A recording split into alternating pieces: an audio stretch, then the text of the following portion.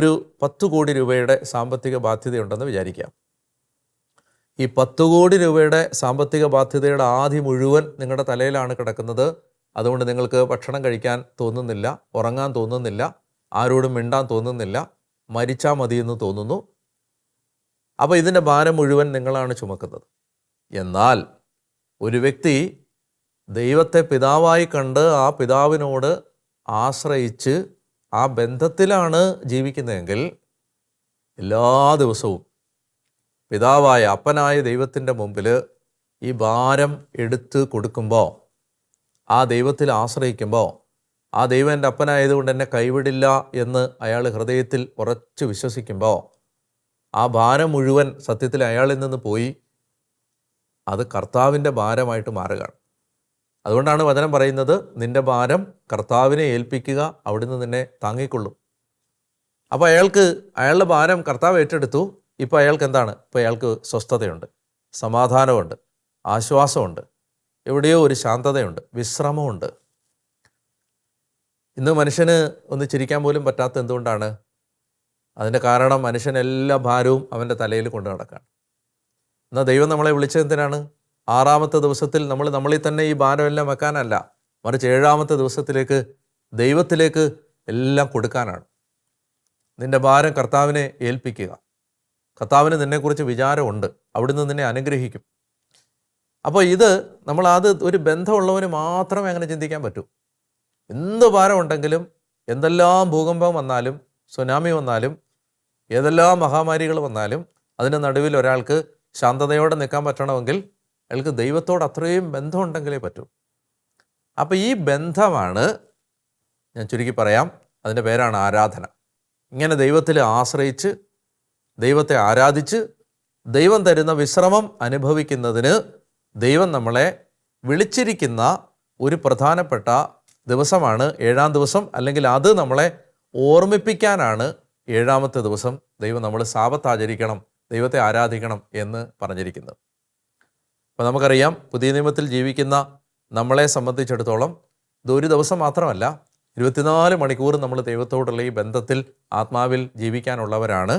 അതിലേക്ക് ദൈവം നമ്മളെ വിളിക്കുന്ന ഒരു പ്രധാനപ്പെട്ട ഓർമ്മപ്പെടുത്തലാണ് 7-ാമത്തെ ദിവസം. ഞാൻ വിശുദ്ധ കുർബാനയുമായിട്ട് ബന്ധപ്പെടുത്തി ഈ ചിന്ത നിങ്ങളുടെ മുമ്പിലേക്ക് വെക്കാൻ കാരണം, ഇങ്ങനെ ദൈവത്തെ ആശ്രയിച്ച്, ദൈവത്തെ ആരാധിച്ച്, ദൈവത്തിൻ്റെ വിശ്രമത്തിലേക്ക് പ്രവേശിക്കാൻ ദൈവം നമുക്ക് തന്ന ആ ഏറ്റവും വിലപ്പെട്ട 7-ാം ദിവസമാണ് നമ്മുടെ ഓരോ കുർബാന അർപ്പണങ്ങളും.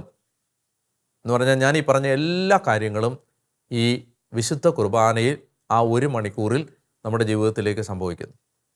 അതായത് നമ്മൾ ദൈവത്തിൻ്റെ സന്നിധിയിൽ നമ്മുടെ എല്ലാ ആകുലതകളും വെക്കാനുള്ള ഏറ്റവും നല്ല സമയമാണത്. നമ്മൾ ദൈവത്തോട് ചേർന്നിരിക്കുന്ന സമയമാണത്. ദൈവം നമ്മുടെ പിതാവും നമ്മൾ മക്കളുമാണ് നമ്മൾ തിരിച്ചറിയുന്ന സമയമാണത്. നമ്മളും ദൈവവും തമ്മിൽ ഒരു ഉടമ്പടി ബന്ധത്തിലാണെന്ന് ഓർക്കുന്ന സമയമാണത്. നമ്മൾ ദൈവത്തിൻ്റെ ഉടമ്പടിയുടെ ആ സംരക്ഷണത്തിനകത്തേക്ക് കയറുന്ന സമയമാണത്. ആ ഒരു മണിക്കൂർ നമ്മുടെ ജീവിതത്തിൻ്റെ മുഴുവൻ മാറ്റിമറിക്കുന്ന വലിയ അത്ഭുതങ്ങൾ നടക്കുന്ന സമയമാണ്. ഞാൻ ദിവ്യകാരുണ്യ കോൺഗ്രസ്സിലും അതുപോലെ തന്നെ പരിശുദ്ധ കുർബാനയുമായിട്ട് ബന്ധപ്പെട്ട ടോക്കുകളിലെല്ലാം ഒരുപാട് അനുഭവങ്ങൾ വിവരിച്ചിട്ടുണ്ട്. അതായത് വിശുദ്ധ കുർബാനയിലേക്ക് ഒരു കാര്യം എടുത്തു വെക്കുമ്പോൾ അവിടെ ഏത് തുറക്കാത്ത വാതിലും തുറക്കുന്ന അത്ഭുതങ്ങൾ. എന്തുകൊണ്ടാണത്? അത് ഈ ദൈവം തിരഞ്ഞെടുത്ത ഒരു സമയമായതുകൊണ്ടാണ്, ആ ദൈവത്തെ ആരാധിക്കുന്ന സമയമായതുകൊണ്ടാണ്. അതുകൊണ്ട് പരിശുദ്ധ കുർബാനയിലൂടെ മഹാത്ഭുതങ്ങൾ നിങ്ങളുടെ ജീവിതങ്ങളിൽ നടക്കും. അതിന് ദൈവം നമുക്ക് തരുന്ന ഒരു ഒരുക്കത്തിൻ്റെ ദിവസങ്ങളാണിത്. അവിടെ നന്നായി കുർബാനയിൽ പങ്കെടുക്കുക, വിശുദ്ധ കുർബാനയെ സ്നേഹിക്കുക. കുർബാനയ്ക്ക് പോകാനായുള്ള ഇഷ്ടം നഷ്ടപ്പെട്ടെങ്കിൽ ഒരിക്കൽ കൂടി പ്രാർത്ഥിച്ച് വിശുദ്ധ കുർബാനയ്ക്ക് വേണ്ടിയുള്ള ദാഹം, നമ്മുടെ തീഷ്ണത നമ്മൾ നേടിയെടുക്കുക. ഈ ചിന്തകൾക്ക് ശേഷം ഞാൻ ഇന്ന് നമ്മുടെ ഇന്നത്തെ നമ്മൾ അഭ്യസിക്കേണ്ട പുണ്യം, നമ്മൾ കർത്താവിൻ്റെ മുമ്പിൽ ശരിക്കും ആത്മീയമായിട്ട് ഇന്ന് ആഗ്രഹിക്കേണ്ടതും പ്രാർത്ഥിക്കേണ്ടതും, ദൈവമേ, ആത്മാവിന് ദൈവത്തോട് കണക്റ്റ് ആവാനുള്ള എല്ലാ വാതിലുകളും തുറന്നു തരണമേ. എന്നോട് ഞാൻ പറയാം, എൻ്റെ ആത്മാവിന് ദൈവത്തോട് കണക്റ്റ് ആവാൻ, പെട്ടെന്ന് നമുക്ക് കണക്റ്റ് ആവാൻ ലൗകിക മനുഷ്യന് പറ്റില്ല. നമുക്ക് പ്രാർത്ഥിക്കാനിരിക്കുമ്പോൾ 2 മിനിറ്റ് കഴിയുമ്പോഴേ നമ്മൾ ഫോൺ എടുക്കും, ഡിസ്ട്രാക്റ്റഡ് ആവും, പ്രാർത്ഥിക്കത്തില്ല. എന്നാൽ ആത്മാവ് ദൈവത്തോട് ഇങ്ങനെ ബന്ധപ്പെട്ട് മണിക്കൂറുകൾ ദൈവബന്ധത്തിലിരിക്കാനുള്ള ആത്മാവിൻ്റെ ദൈവസമ്പർക്ക വാതിലുകൾ തുറന്നു തരണമേ.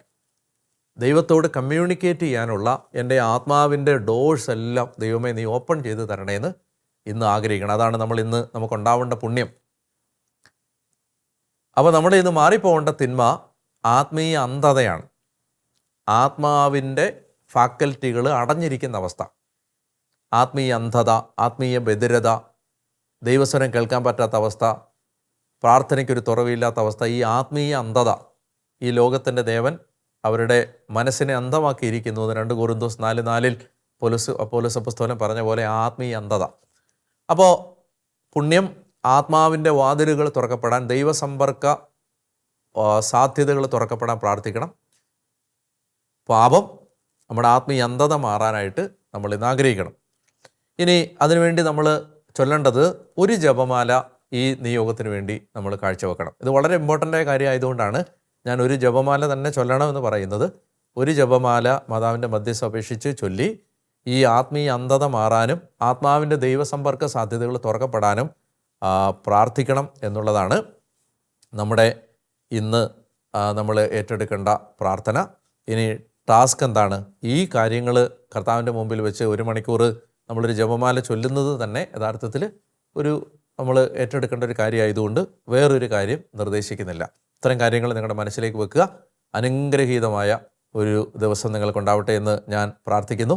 നമുക്ക് നാളെ വീണ്ടും ഈ ചിന്തകളുമായിട്ട് കാണാം. ദൈവം നിങ്ങളെ എല്ലാവരെയും അനുഗ്രഹിക്കട്ടെ.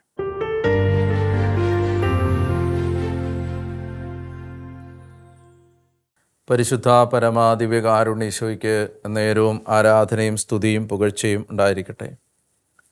ഈ ആരാധനയിൽ നമ്മുടെ ഓരോ വ്യക്തി ജീവിതത്തെയും കുടുംബത്തെയും കർത്താവിന് കൊടുക്കാം. കായേനും ആബേലും ബലിയർപ്പിച്ചതുപോലെ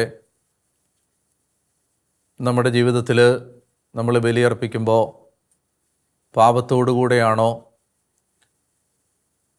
ദുഷ്ടതയും പാപവും തിന്മയും നിറഞ്ഞ ഒരു ജീവിതം നമ്മൾ നയിക്കുമ്പോഴും ബലിയർപ്പിച്ചാൽ ദൈവം പ്രസാദിക്കും എന്ന ചിന്തയോടുകൂടിയാണോ കർത്താവേ ഞങ്ങൾ അങ്ങയുടെ മുമ്പിലേക്ക് വരുന്നത് എന്ന് വിലയിരുത്താൻ അങ്ങ് വചനത്തിലൂടെ ഞങ്ങളോട് ആവശ്യപ്പെട്ടു. അയോഗ്യതയോടെ കുർബാനയിൽ പങ്കെടുത്തിട്ടുള്ള എല്ലാ സാഹചര്യങ്ങളും ഞങ്ങൾ ഓർത്ത് മാപ്പ് ചോദിക്കുന്നു. കർത്താവേ, പാപത്തെ ഗൗരവമായി എടുക്കാതെ ഞങ്ങൾ അങ്ങയുടെ മുമ്പിലേക്ക് വന്ന, പാപത്തോടുകൂടി അവിടുത്തെ സന്നിധിയിൽ വന്ന എല്ലാ സാഹചര്യങ്ങളെയും ഞങ്ങൾ ഓർക്കുന്നു. ഞങ്ങളുടെ കുടുംബങ്ങളിൽ മാതാപിതാക്കളോ പൂർവികരോ ഞങ്ങളോ കർത്താവെ ദിവ്യകാരുണ്യത്തെ വിലയില്ലാതെ കണ്ടിട്ടുള്ള എല്ലാ സാഹചര്യങ്ങൾക്കും മാപ്പ് ചോദിക്കുകയും ചെയ്യുന്നു. നല്ല കർത്താവെ, ഞങ്ങൾ ഈ ആരാധനയിൽ പ്രാർത്ഥിക്കുന്നു. ആബേൽ അർപ്പിച്ചതുപോലെ നിഷ്കളങ്ക ഹൃദയത്തോടെ, വിശുദ്ധിയുള്ളൊരു ജീവിതത്തോടെ, പാപമില്ലാത്ത ഹൃദയത്തോടെ ബലിയർപ്പിക്കാൻ ഞങ്ങളെ സഹായിക്കണമേ. ദൈവമേ, ശുശ്രൂഷയിൽ പങ്കെടുത്തുകൊണ്ടിരിക്കുന്ന കുടുംബങ്ങളിൽ ശരിയായ അനുതാപം കടന്നു വരാൻ കർത്താവ് ഇപ്പോൾ അങ്ങയുടെ കരം നീട്ടണമേ എന്ന് പ്രാർത്ഥിക്കുന്നു. കർത്താവ്, ഈ ശുശ്രൂഷയിലൂടെ മാനസാന്തരങ്ങൾ സംഭവിക്കണമേ. പാപജീവിതം ഉപേക്ഷിക്കാൻ കൃപ കൊടുക്കണമേ. മദ്യപാനം ഉപേക്ഷിക്കാൻ കൃപ കൊടുക്കണമേ. കർത്താവെ, ദുശീലങ്ങൾ ഉപേക്ഷിക്കാൻ കൃപ കൊടുക്കണമേ. കർത്താവെ, നീതിയുടെ ജീവിതം നയിക്കാൻ, അക്രമം അവസാനിപ്പിക്കാൻ, ശത്രുത അവസാനിപ്പിക്കാൻ കൃപ തരണമേ എന്ന് പ്രാർത്ഥിക്കുന്നു. ആശീർവാദം സ്വീകരിക്കുമ്പോൾ നമുക്ക് വലിയ അനുതാപമുള്ളൊരു ഹൃദയം തുറക്കപ്പെടുന്നതിന് വേണ്ടി ആഗ്രഹിക്കാം. കർത്താവായ ദൈവമേ, അവിടുത്തെ പരിശുദ്ധ നാമത്തിൽ ഈ ശുശ്രൂഷയിൽ പങ്കെടുത്തുകൊണ്ടിരിക്കുന്ന ഓരോ കുടുംബത്തെയും ആശീർവദിച്ച് അനുഗ്രഹിക്കുന്നു. കർത്താവെ, കുത്തിമുറിവേൽപ്പിച്ചവനെ നോക്കി ഏകജാതനെ പ്രതി എന്ന പോലെ കരയാനും ആദിജാതനെ പ്രതി എന്ന പോലെ വിലപിക്കാനും ഞങ്ങളുടെ ഹൃദയത്തിൽ ആഴമായ അനുതാപം ഉണ്ടാകണമേ എന്ന് പ്രാർത്ഥിക്കുന്നു. കർത്താവെ, ശുശ്രൂഷയിൽ പങ്കെടുത്തുകൊണ്ടിരിക്കുന്ന ഞങ്ങൾക്ക് ഓരോരുത്തർക്കും, ഓരോ മകനും മകളും ശരിയായ അനുതാപത്തോടെ, ആഴമായ മാനസാന്തരത്തോടെ കർത്താവിലേക്ക് കടന്നു വരാൻ കൃപകൾ വർഷിക്കണമേ എന്ന് പ്രാർത്ഥിക്കുന്നു. കർത്താവെ, മാനസാന്തരം ആവശ്യമുള്ള ഞങ്ങളുടെ കുടുംബാംഗങ്ങളിലേക്ക് കർത്താവെ, നിൻ്റെ വസ്ത്രമല്ല ഹൃദയമാണ് കീറേണ്ടത് എന്ന് അവിടുന്ന് അരുളി ചെയ്ത വചനം പോലെ ഞങ്ങളുടെ ഹൃദയം നുറുങ്ങി അനുദപിക്കാൻ കൃപ തരണമേ എന്ന് പ്രാർത്ഥിക്കുന്നു. കർത്താവ് ഞങ്ങളുടെ കുടുംബങ്ങളെ ആശീർവദിച്ച് അനുഗ്രഹിക്കട്ടെ. പാപക്കെട്ടുകളും പാപശാപബന്ധനങ്ങളും നിങ്ങളുടെ കുടുംബങ്ങളിൽ നിന്നില്ലാതാവട്ടെ. പൈശാചിക ബന്ധനങ്ങൾ മാറിപ്പോവട്ടെ. മാരക രോഗങ്ങൾ സൗഖ്യം പ്രാപിക്കട്ടെ. തകർച്ചകൾ മാറട്ടെ. ദാമ്പത്യ ബന്ധം ഉറപ്പിക്കപ്പെടട്ടെ. മക്കൾ അനുഗ്രഹിക്കപ്പെടട്ടെ. സാമ്പത്തിക മേഖല ഉയരട്ടെ. ദൈവം ആപത്തുകൾ, അനർത്ഥങ്ങൾ, അപകടങ്ങൾ, രോഗങ്ങൾ നിങ്ങളിൽ നിന്ന് എടുത്തു മാറ്റട്ടെ. കർത്താവായ യേശുവിൻ്റെ തിരുശരീരത്തിൻ്റെ യോഗ്യതകളാൽ തന്നെ. ആമേൻ. പരിശുദ്ധ പരമദിവ്യകാരുണ്യ ഈശോയ്ക്ക് നേരവും ആരാധനയും സ്തുതിയും പുകഴ്ചയും ഉണ്ടായിരിക്കട്ടെ.